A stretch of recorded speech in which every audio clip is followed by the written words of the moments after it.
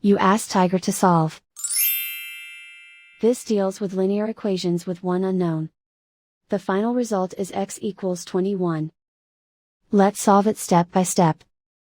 Group all x terms on the left side of the equation. Subtract x from both sides. Group like terms. Simplify the arithmetic.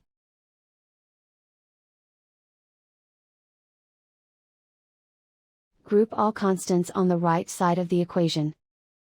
Add 21 to both sides. Simplify the arithmetic.